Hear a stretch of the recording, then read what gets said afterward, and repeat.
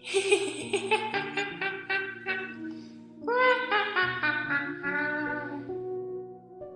कहानी है 31 अक्टूबर 2016 की एक भयानक रात की, जब 5 दोस्तों ने खुद को एक ऐसे खौफनाक खेल में फंसा पाया जिसे 31 कहा जाता है।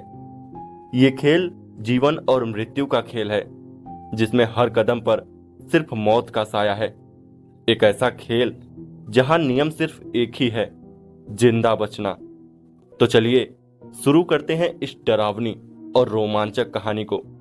उससे पहले अगर आप हमारे चैनल पर नए हैं तो हमारे चैनल को सब्सक्राइब जरूर कर लें। दिवाली का त्योहार करीब था और दिल्ली के 5 दोस्त विक्रम, सीमा, राहुल, नेहा और रोहित इस बार कुछ अलग करने का प्लान बना रहे थे। रोहित, जो सबसे साहसी और निडर था, उसने एक सुझाव दिया। क्यों ना इस बार 31 अक्टूबर की रात को एक अजीब जगह पर घूमने चला जाए। बाकी दोस्त पहले तो झिझके, लेकिन फिर उन्हें लगा कि मस्ती के लिए ये एक अच्छा अनुभव हो सकता है। उन्होंने एक पुरानी सुनसान हवेली के बारे में सुना था, जो दिल्ली के बाहरी इलाके में स्थित थी। ये हवेली 50 सालों से वीरान थी और इसके बारे में बहुत सी डरावनी कहानियां सुनने को मिलती थी। लेकिन दोस्तों ने सोचा कि ये सब बस बकवास है। वो सब उस रात वहां पहुंच गए। एक पुरानी जीप में सवार होकर हवेली के पास पहुंचे ही थे कि अचानक उनकी जीप बंद हो गई। ये क्या, अब कार क्यों बंद हो गई? नेहा ने डरते हुए पूछा। विक्रम, जो गाड़ी चला रहा था, शायद बैटरी खत्म हो गई हो। चिंता मत करो, हम इसे बाद में देख लेंगे। वो सब जीप से नीचे उतरे और हवेली के विशाल दरवाजे की ओर बढ़ने लगे। दरवाजा अपने आप धीरे धीरे खुल गया, जैसे किसी अदृश्य ताकत ने उनका स्वागत किया हो। हवेली अंदर से बहुत बड़ी थी। चारों ओर जालों से ढकी दीवारें, टूटी हुई खिड़कियां और अजीब सी गंध ने पूरे माहौल को भूतिया बना दिया था। रोहित ने मजाक करते हुए कहा, तो दोस्तों तैयार हो? आज हम साबित करेंगे कि ये भूत प्रेत सब बकवास है। तभी हवेली के बीचों बीच एक पुरानी सी घड़ी, जो 12 बजने का संकेत दे रही थी, अचानक चालू हो गई और बजने लगी। उसकी टन टन की आवाज पूरे घर में गूंजने लगी। सभी सन्न रह गए। घड़ी की हर आवाज के साथ एक एक करके घर की सारी लाइट्स बुझने लगी और पूरा माहौल अंधेरे में डूब गया।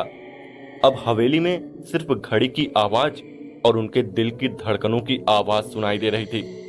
तभी हवेली के कोने से एक टीवी स्क्रीन अपने आप चालू हो गई और उस पर एक भयानक चेहरा दिखाई दिया। उसके चेहरे पर खून से सने निशान और आंखों में एक अजीब सी चमक थी। उसने धीमी डरावनी आवाज में कहा, स्वागत है मेरे मेहमानों, तुम सब अब मेरे खेल का हिस्सा हो। इस खेल का नाम है 31।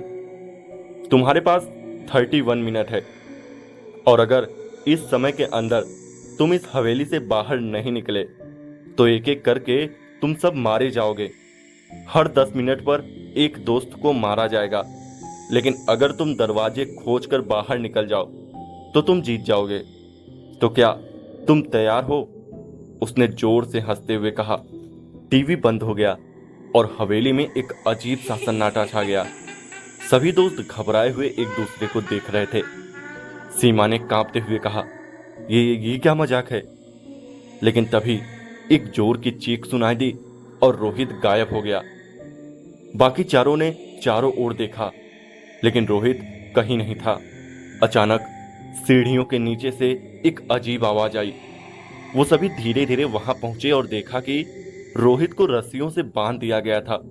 उसके चारों ओर लाल कपड़े पहने हुए अजीबोगरीब चेहरे वाले 3 लोग खड़े थे, जिनके चेहरों पर भयानक मुखौटे थे। उन लोगों ने रोहित की ओर इशारा किया और कहा, पहला शिकार तैयार है। उनमें से एक ने तेज धार वाली कुल्हाड़ी उठाई और रोहित की गर्दन पर दे मारा। बाकी दोस्तों ने चीखते हुए उसे रोकने की कोशिश की, लेकिन दरवाजे अपने आप बंद हो गए और वो कुछ भी नहीं कर पाए। रोहित की चीखें हवेली की कोने में गूंजती रही और फिर अचानक सब कुछ सन्नाटा सा छा गया। हमें यहां से निकलना होगा, राहुल ने घबराते हुए कहा। हम इस पागलपन का हिस्सा नहीं बन सकते। तो फिर विक्रम ने उन्हें बताया, हमें अलग अलग होकर दरवाजा खोजना चाहिए, शायद हम जल्दी बाहर निकल सकें। वो चारों अलग अलग दिशा में दौड़ पड़े। सीमा ने एक अंधेरे गलियारे में प्रवेश किया जहां दीवारों पर अजीबोगरीब चित्र बने हुए थे। तभी एक दरवाजे के पीछे से एक अजीब सी आवाज सुनाई दी, जैसे कोई फुसफुसा रहा हो। उसने दरवाजा खोला और देखा कि वहां एक और मुखौटा पहने आदमी बैठा हुआ था। उसने सीमा की ओर देखा और बोला, तुम यहां से बाहर नहीं जा सकती। तभी उसने झपटकर सीमा को पकड़ लिया और जब तक बाकी दोस्त पहुंचते तब तक उसने सीमा का गला घोंट दिया। अब विक्रम, नेहा और राहुल ही बचे थे। उनके पास अब केवल 20 मिनट बचे थे। विक्रम ने हिम्मत दिखाते हुए कहा, हम डर से भाग नहीं सकते, हमें इन दरिंदों से लड़ना होगा। उन्होंने अपने आसपास कोई हथियार ढूंढने की कोशिश की। तभी उन्हें एक कमरा मिला जहां लकड़ी के बक्से और लोहे की छड़ें पड़ी हुई थी। उन्होंने हथियार उठाए और उस भयानक आदमी का सामना करने का फैसला किया। जब वो मेन हॉल में पहुंचे तो उन्होंने देखा कि तीनों मुखौटा पहने आदमी एक मंत्र पढ़ रहे थे। उन्होंने राहुल की ओर इशारा किया और कहा, अब तुम्हारी बारी है। लेकिन इस बार राहुल ने डरने के बजाय उन पर लोहे की छड़ से हमला कर दिया। एक आदमी नीचे गिर गया, लेकिन बाकी दो ने राहुल को पकड़ लिया और उसके सिर पर भारी वार किया। राहुल भी वहीं ढेर हो गया। अब विक्रम और नेहा ही बचे थे। नेहा ने रोते हुए कहा, हम ये खेल कभी नहीं जीत सकते। विक्रम ने उसे दिलासा देते हुए कहा, हमें हार नहीं माननी चाहिए। अगर हम डर गए तो ये हमें भी मार डालेंगे। अब उनके पास सिर्फ 10 मिनट बचे थे। वो दौड़ते हुए उस जगह पहुंचे जहां से उन्होंने खेल की शुरुआत की थी। वहां उन्होंने देखा कि मेन गेट थोड़ा सा खुला हुआ था। नेहा ने दौड़कर दरवाजे को खोलना चाहा, लेकिन जैसे ही उसने दरवाजा छुआ, एक तेज झटका लगा और वो पीछे गिर गई। तीनों मुखौटा पहने लोग फिर से वहां प्रकट हो गए। उन्होंने विक्रम को घेर लिया और कहा, तुम हार गए, अब तुम्हें इसका अंजाम भुगतना होगा। विक्रम ने हिम्मत जुटाई और लड़ने की कोशिश की, लेकिन वो तीनों बहुत ताकतवर थे। उन्होंने विक्रम को पकड़कर उसके शरीर को उल्टा टांग दिया, जैसे बलि चढ़ाने की तैयारी कर रहे हों। तभी एक भयानक आवाज आई, खेल खत्म हो गया। मुखौटा पहने आदमी धीरे धीरे पीछे हट गए और अंधेरे में गायब हो गए।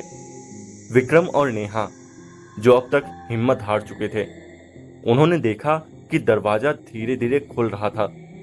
वो दोनों दौड़कर बाहर निकले, लेकिन जैसे ही वो बाहर पहुंचे, उन्होंने देखा कि वो उसी कमरे में वापस आ गए थे जहां से खेल शुरू हुआ था। ये कैसे हो सकता है? नेहा चीख पड़ी। तभी हवेली का दरवाजा बंद हो गया और वही भयानक आवाज फिर से गूंजी, खेल अभी खत्म नहीं हुआ है, तुम हमेशा के लिए मेरे साथ हो। तो दोस्तों, कैसी रही ये कहानी? कमेंट करके